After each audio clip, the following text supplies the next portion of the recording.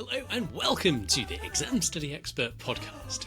Today I want to introduce you to what I think for many of you might be a relatively new academic technique, really a whole system if we apply it as suggested, and that is the Zettelkasten note-making method.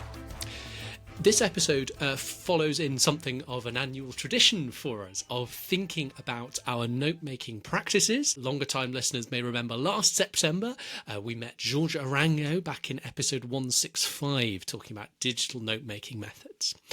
So continuing with that today and exploring other schools of thought when it comes to note-making, I think few are as interesting and deeply thought out as the Zettelkasten method, which we'll learn about today. I'd consider this a relatively advanced topic. It's quite a sophisticated methodology, but also very powerful. A very powerful way to organise your ideas, particularly when your goal is perhaps less about learning for an exam and memorising a lot of information, but rather you're looking to organise your ideas when you're reading and learning and researching, with the final goal of perhaps producing a big piece of extended writing. So for a younger learner, that could be this could be an interesting technique to experiment with for perhaps a more substantial coursework or homework assignment or essay. Maybe you're drafting a college essay or application, or perhaps you're writing an extended project of some kind, for example, like the EPQ, Extended Project Qualification, we sometimes do here in the UK.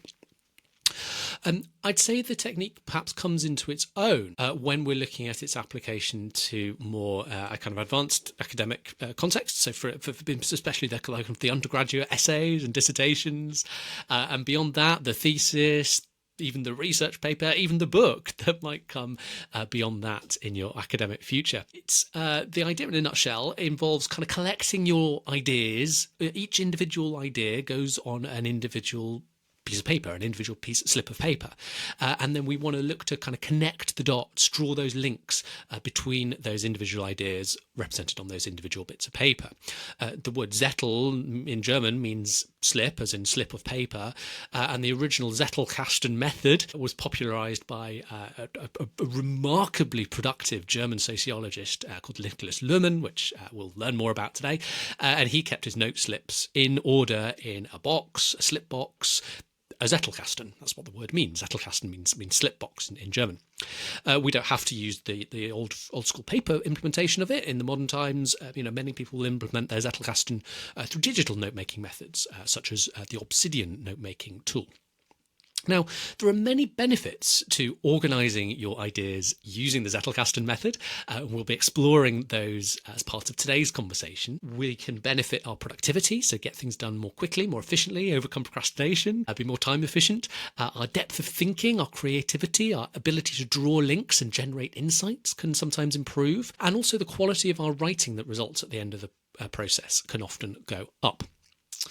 So my guest to help us explore the Zettelkasten method is Dr Sönke Ahrens, who is perhaps the best known advocate and educator in the world on the Zettelkasten method.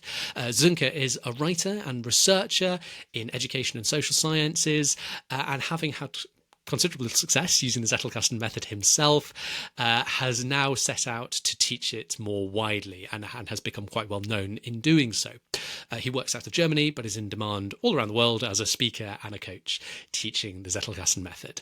And his book, How to Take Smart Notes, has sold over 100,000 copies in numerous languages, including English, the English translation, as well as in his home country language of German. So we're going to get quite practical today in terms of how to actually apply and implement the technique, but we're going to start with my kind of opening questions to Sönke in a moment by just understanding a little bit more about who the technique is for and what it promises, and some of the successes that people have with the technique, so that you can evaluate for yourself whether it's something you might like to experiment with, and then we'll get into some of the practical details of how we actually do it and put it into practice. So without further ado, let's welcome Sönke to the podcast to tell us more. Sönke, a very warm welcome to the Exam Study Expert podcast. Thank you for having me. I wonder if you might just start with a brief introduction to who you are and in particular your interest in the Zettelkasten method. Sure. I'm a former academic. I worked at university for a long time. And since a couple of years, almost now. I'm an independent researcher. I write. I used the Zettelkasten method to write my last books, and felt it is something more people could benefit from. So while writing on my habilitation, which is in Germany the second thesis after the dissertation, it was a bit of a procrastination project, to be honest, to write about writing instead of doing the actual writing, which of course is also writing. Now I'm really pleased that a lot of people picked up on that and feel they benefit from the ideas, even though people use it in very different ways for very different projects. I didn't expect that. I wrote the book primarily for students because I haven't found a good study guide I could hand to my students and feel that's really helpful. So I felt the need to write one I can hand to my students. But it turned out they were not the most interested audience, at least not the younger students. The interest increases the closer you get to your thesis and to having to write longer pieces. And I think the main interest comes from professionals, both academic and non-academics. I was going to ask, who is the Zettelkasten method for? You've half answered my question a little bit, but I suppose for those that are new to the method, it might be interesting to just hear a little bit about, I guess, the kind of the role this is playing for these various people. So you mentioned particularly interesting for people kind of either in academia or otherwise working on substantial written and research projects. So kind of just give us a little bit of a sense of what the system is designed to do and how it helps us to achieve that goal. Yeah, I think it's one of the things that are very simple, but not easy to do. And it comes from a professor in Germany, Niklas Luhmann, who I studied with an interest in his theory, not with an interest in his writing method. But due to the fact that he was so incredibly productive, that some of his colleagues wished he would retire because they can't keep up with the reading so fast he was writing. I think you mentioned in the book that he's more prolific after his passing through his works that were published posthumously than some psychologists are productive in their whole lifetimes. That's true. He had so many manuscripts in his office, half finished, almost finished. And then what's in the Zettelkasten, which is the main body of his work, so to speak, because all his ideas are on notes, like index notes of the classic index card size. And they were roughly in order to follow an idea. So some had the fantasy of using his Zettelkasten to write more books out of it. But of course, you have to personally understand what you have written. You have to find your way around it. It's a very personal thing, so it doesn't work like that. But during his lifetime, he spent most of his time writing notes and writing manuscripts and publishing them. I wouldn't say it was an afterthought, but the main part of the writing process happened in this in-between space most people, I believe, neglect.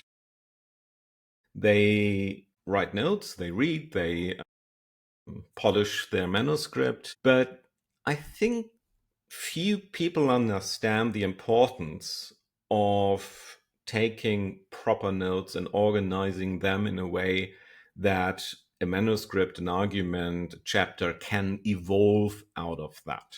So that the work, when you face the blank page and want to start writing, is already filled with ideas, and the writing of the manuscripts becomes something very different. It becomes a rewriting of what you already have. And I think most of us know that even just psychologically, it's much easier to rewrite something that's already there than facing the blank page and dreading the first words and starting all over again because it doesn't sound right. So I definitely was one of the students who had a lot of trouble getting into the writing process, always rewriting the first sentences and feeling a bit worried that it might not lead to something. And then having already written pieces, you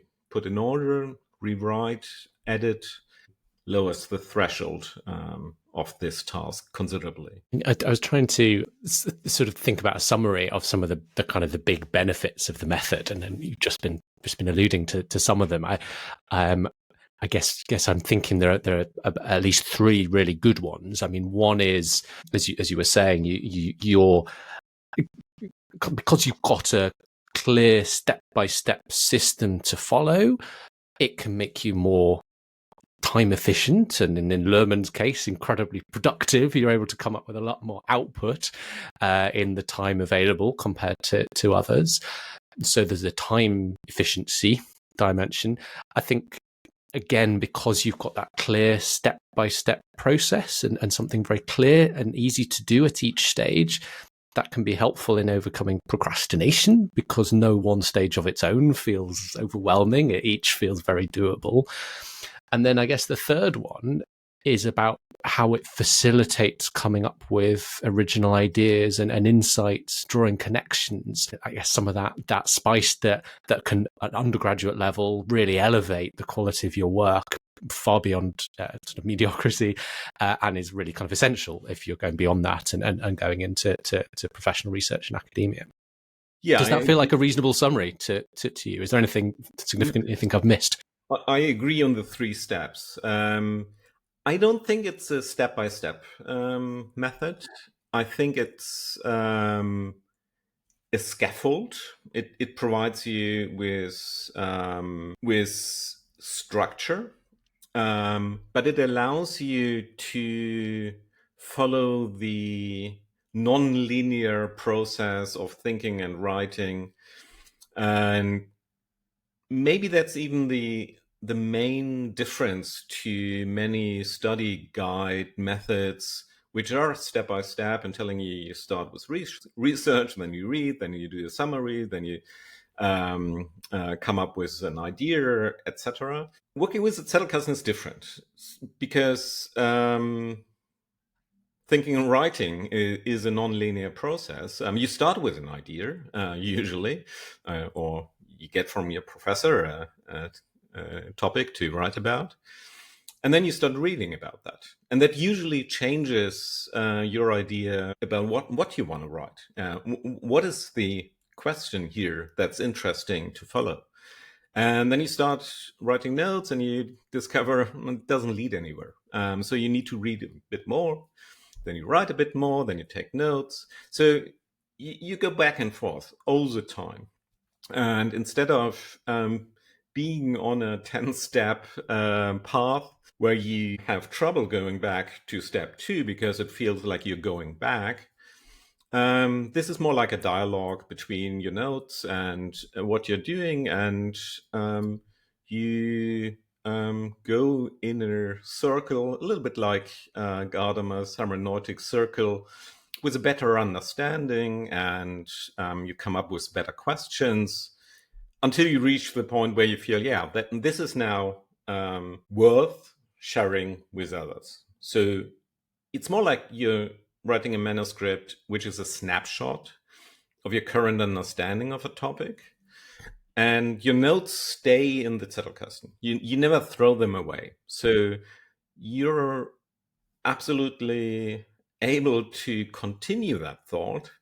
And I think that's a better idea of writing, that you never reach the point where you know everything about something. You have finally understood how things work. Now you tell the world, and then you move on to the next topic. Usually it's more like, yeah, you understand something pretty well and you can tell others about it, but then you go back to the topic and understand it a little bit better and find new aspects to take into consideration. And the next publication is hopefully a better understanding of it.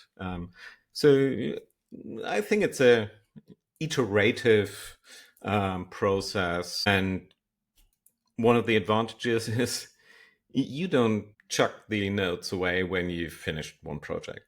They stay there.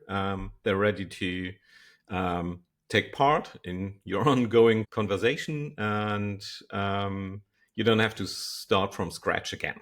And maybe there's another aspect to it, that when you read something for one particular project, you usually encounter a lot of information that's also interesting, doesn't have anything to do with the project. But then it's good to have a place where you can jot down that idea quickly, because it might be interesting for another project. So I wouldn't say the Zettelkasten method is for everyone, and I don't think it's the best method to turn to if you are facing your exam next week, next month. But it's a very good idea to build something like that long term if you're interested in continuing reading, understanding, writing, and maybe publishing more than just one or two papers. Yeah, definitely. So, and I wondered if we could maybe use what you just said as a bit of a starting point. So maybe if you one of the benefits is you don't have to start from scratch each time, but maybe we're listening to this and kind of brand new to the method, never come across it before. If we are literally starting from scratch, this is day one. What are the basics? How do we get started? Yeah, so in a way, it's simple, but there is a structure that is important, and the basic structure is that there are different types of notes, and I keep coming back to that because modeling up the different types of notes often makes things considerably more difficult. So I differentiate between fleeting notes, which are just the ideas you jot down on paper, on a napkin, or in your journal, whatever is at hand.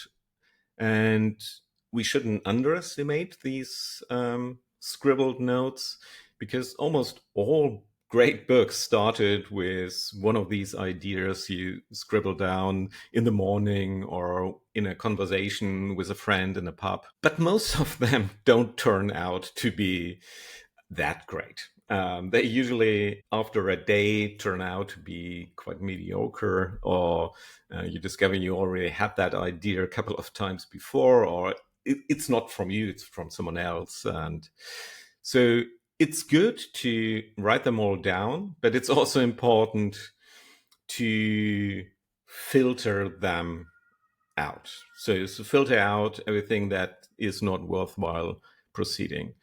Fleeting notes are usually just reminders of what you have in your head. So you have a thought and you write down a reminder of that.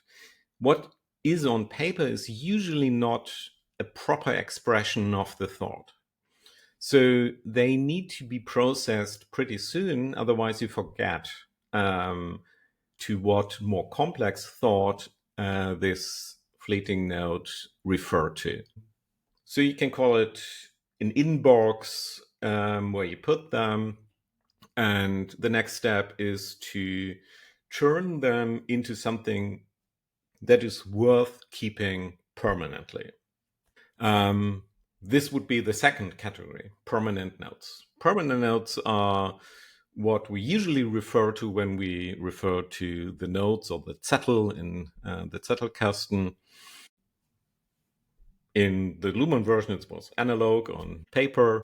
And usually there's only one idea on one piece of paper. And instead of adding these notes into a hierarchy of folders or sorting them by topics or questions or field of interest, Luhmann would put the first note he wrote in the front of his box and the second right behind that. And he numbered them 1, 2, 3, 4, 5. And if he then continued with a thought he has written on note number 1, he would put the new note that explicitly expands on the idea of note number 1 right behind it, physically behind it, and branch it out with his ID numbering system. So between 1 and 2, it will be 1A. Then he can continue with that thought. So you have 1, 1A, 1B, 1C. If he then branches out, it becomes 1C1 or 1C2, etc.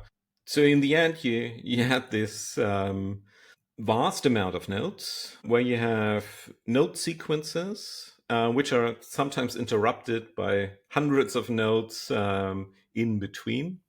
So to keep an overview, he also kept an index. So that's just an alphabetical index where he referred from a term like complexity to the 2 or 3 notes which are most relevant for the topic of complexity. Not all of them, just the ones that give you a good entry into a discussion, into one of these note sequences. So that is basically the permanent note section, which is the main part of it all. And then you have a third category, in which are project notes. Project notes are all notes that are only relevant for one particular project, and you can chuck them after you have finished that project.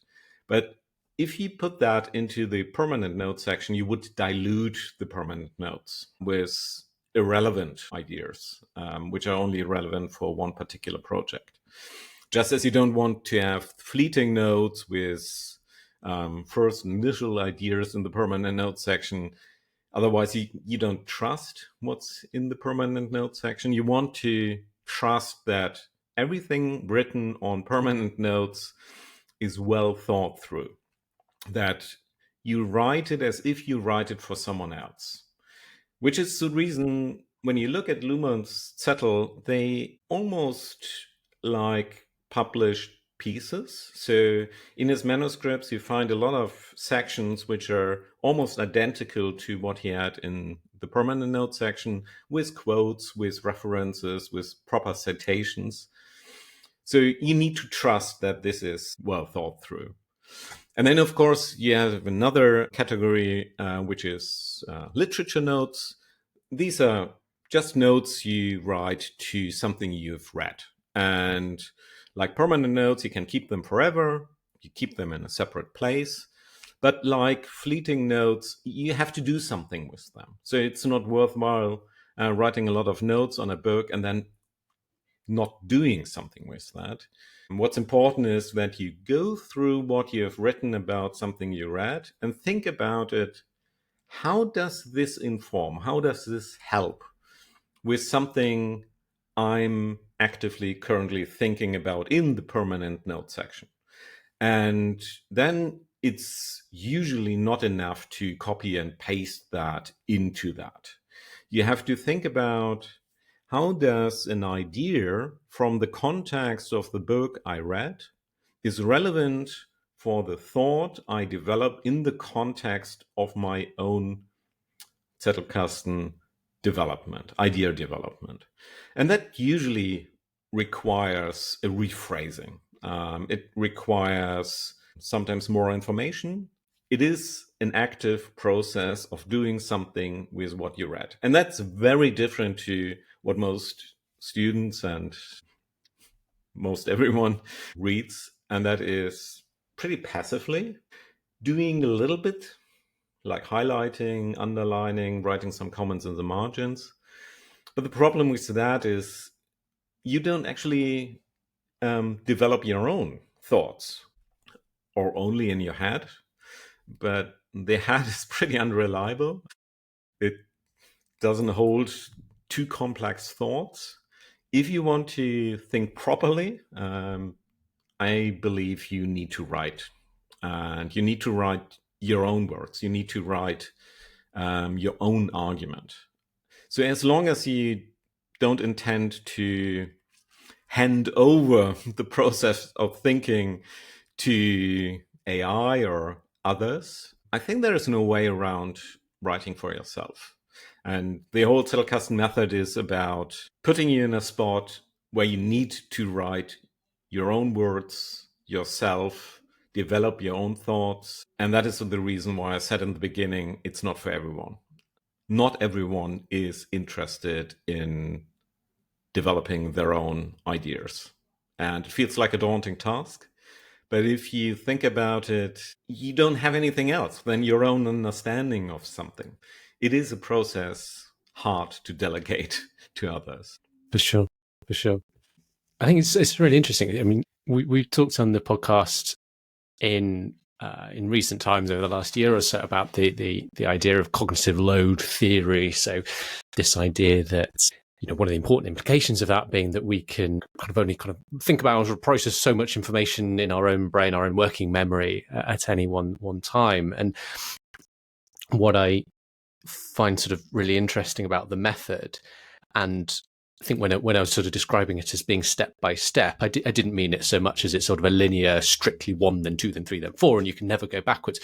I think the aspect I was kind of particularly kind of excited by was more that it's very sort of split up into separate tasks, you know, because so many of us will sort of look at that blank sheet of paper. You know, we might do the reading, and maybe we'll jot maybe something that looks a bit like the fleeting notes, kind of, and we'll jot all that in a big workbook or digital file somewhere, and then we'll go straight from that to writing up the finished products, and almost by kind of adding those more steps, and, you know, adding, for example, that step of permanent notes, where we're almost coming up with those little essay fragments. You know, you were saying that, you know, what's on the permanent notes, you know, can often read quite like little fragments that are in the final thing. You know, it's in your own language, it's in your own words, it's referenced.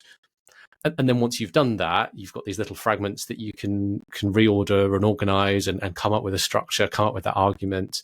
And then you can put the final thing together, and then you can edit it. So we're kind of breaking up what is, you know, kind of quite a big unstructured task, and adding a lot of structure and kind of process along the way, breaking it down. Yeah, that's well put. Yeah. From your experience of teaching this, what are some of the things that people find difficult about the method, or maybe kind of points of friction, points of challenge in terms of putting this into action? And are there any ways to sort of overcome those challenges? Well, there are technical aspects and there are psychological aspects. So for the technical aspects, few people want to build their own Zettelkasten with pen and paper like Luhmann did. It just doesn't make sense for most people.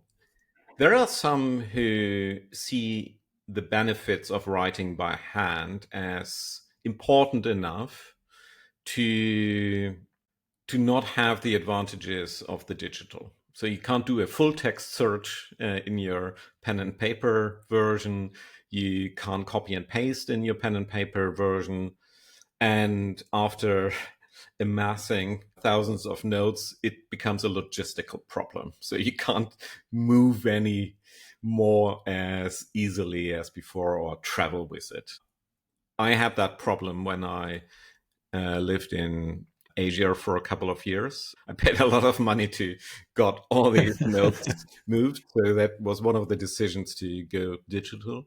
That's a technical aspect. Then there are apps available, and I think there's more and more development that is not built from the mindset of folder structures, but from letting topic structure ideas emerge bottom up, especially the apps that have bidirectional linking. That means if you link to one node, you see on that node where you link from.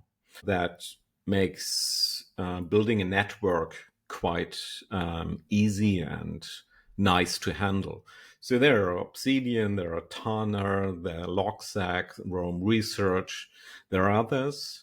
Because many people ask, how do I do that exactly? I spent a lot of time developing this course where I teach to put it into practice with Obsidian, because I feel that's the best app available at the moment. And it's the most future-proof. It's simple markdown files.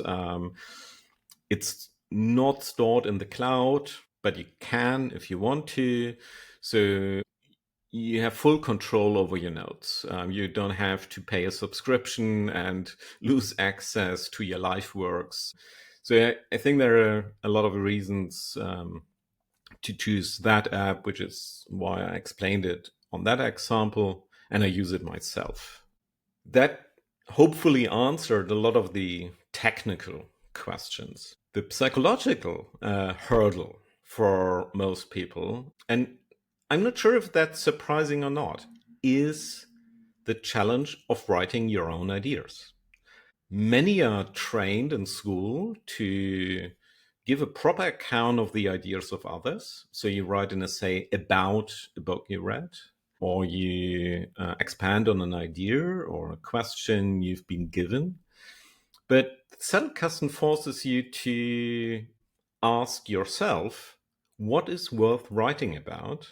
What is the open question that is not answered in any of the books I've read?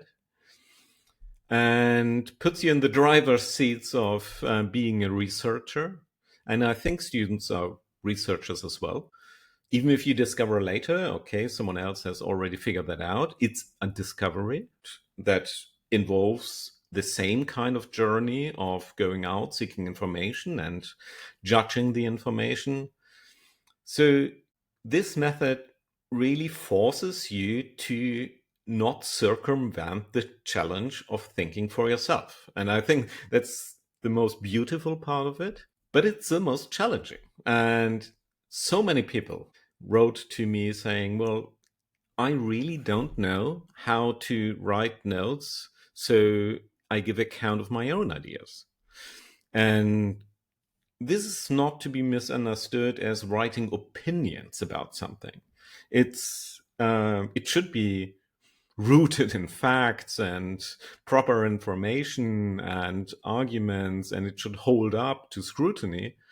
But there is this misconception, either writing about something that's out there and reality and fact, or I write about my opinions about that. And that's not what this method is about. It's about immersing yourself in your best understanding of reality and what a topic is about, and then trying to push your understanding of it.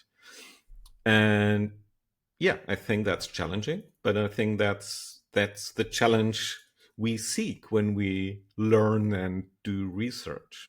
Yeah, no, it's not an easy skill to develop, but I guess the more we can have a good structure in which to practice that and develop that, that's only gonna help nurture that skill, I guess. No, it's really interesting. Thank you. So I'm just out of it. You mentioned you had made the switch to digital, I think yourself. So do you now use Obsidian? Is that your personal tool that you use? Yes, quite a few years now. I switched 3 times, and I don't intend to switch ever again because it's always a hassle. I bet. I started with an app deliberately designed as a digital Zettelkasten, Zettelkasten 3, from someone I know from university. We were in a Luhmann reading group together, and I liked it, but it's a bit old-fashioned, clunky, and you never know if he is able to develop it further.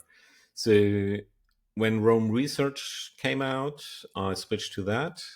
But it always made me feel like I'm in a distance to my notes. So it's a weird feeling. Some people have the same feeling when they read books on Kindle, that you're less immersed as if you read it printed. And Obsidian allows me to immerse myself, to forget the app. So I don't think about Obsidian when I write in Obsidian. I'm really focused on the writing itself, and it allows you to have multiple nodes open at the same time, so you can develop your ideas on node sequences, which is maybe the most important aspect of that, because it's always contextualized. So yeah, I like that, and that's the reason I explain it, the method on the example of Obsidian. So you've obviously your work has obviously been followed by many people and had a big impact on a lot of people. I'm just curious, have you had any nice stories or kind of case studies? People have kind of adopted the method and it's sort of really clicked for them. I mean, we've obviously had the Luhmann case study and how incredibly productive he was able to be in his lifetime. Yeah, any other kind of nice success stories you might be able to share with us? Well, it's nice people that have adopted it.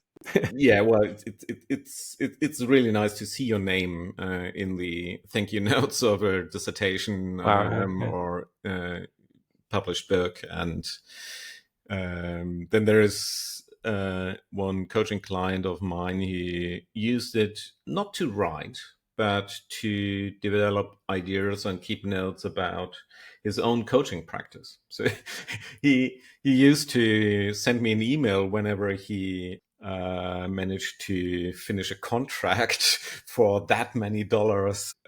Felt like that method helped him to secure quite a considerable amount of wealth just by having his ideas on hand if when needed.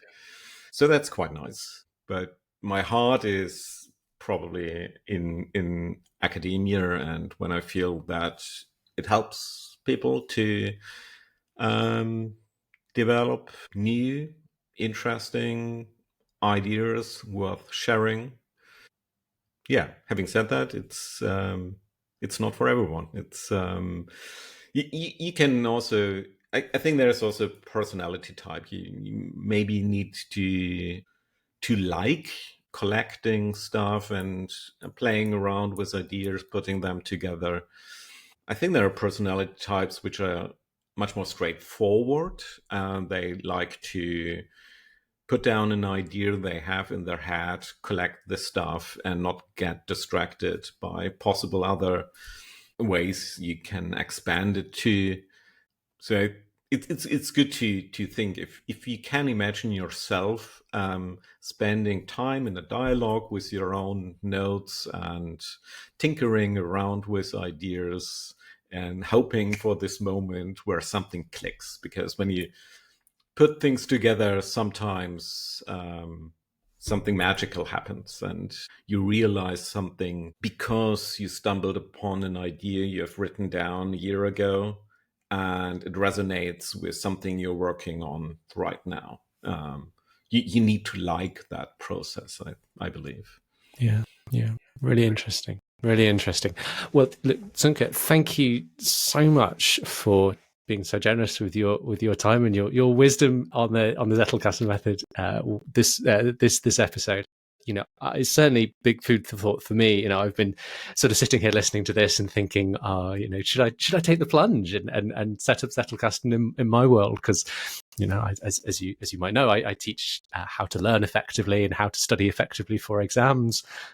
That bit perhaps you said you might not use a Zettelkasten for so much. That's my speciality, and I'm thinking, you know, I have a lot of ideas on how to do it well, and I teach that a lot to my own coaching clients and here on the podcast. And you know, I'm sure there's things that I've thought about or read or kind of insights I've had that that have just kind of got buried because I never recorded them, and I'm thinking, maybe this could be quite a good thing for me. So I will reflect on that, and maybe in a few years' time, you'll be in the dedication section at the front of my next book.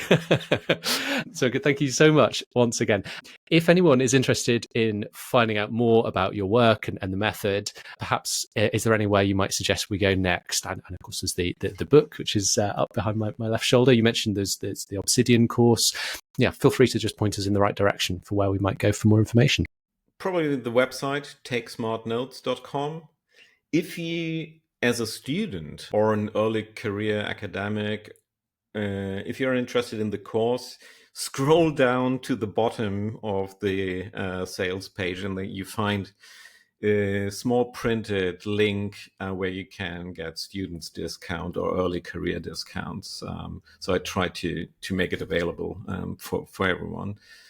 Yeah, I think that's the best way to start. But what I hope to get across is that it's all about your ideas. So this method doesn't teach you how to think. It just provides a structure to get these ideas lingering somewhere in your head on paper and hopefully better the world.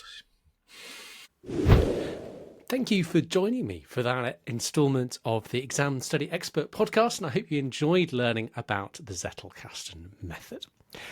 If you've enjoyed today's content, you may also want to take a look at some of our related material on note-making and other elements of the academic research and writing process. In particular, I mentioned episode 165 back in the intro with Georgia Rango. That's a nice intro to the world of digital note-making generally, and kind of a nice complement to what we've talked about today in the deep dive on Zettelkasten. I'd also highly suggest episode 192, an academic writing masterclass. A really excellent outline, actually, of the key steps to success in academic research and writing, helping you streamline and be more successful at the different points. I learned a lot from that. That was with Exam Study Expert's very own academic writing specialist coach, Dr. Alex Hibble. Alex, also Director of Studies at Oxford University, so safe to say she knows her stuff there. Please be sure, as always, to follow or subscribe to the podcast if you haven't already, and leave us a 5-star rating in your podcast app. These small actions just take a moment or two after this episode for you, and really, really help new listeners find their way to us. The biggest way new listeners find us is the algorithm suggesting the show to them. How most people listening to this now, that's how you found it originally. So thank you if you're able to just take that small action to help us continue to reach and help new students around the world, and keep doing what we do and support students in studying smarter.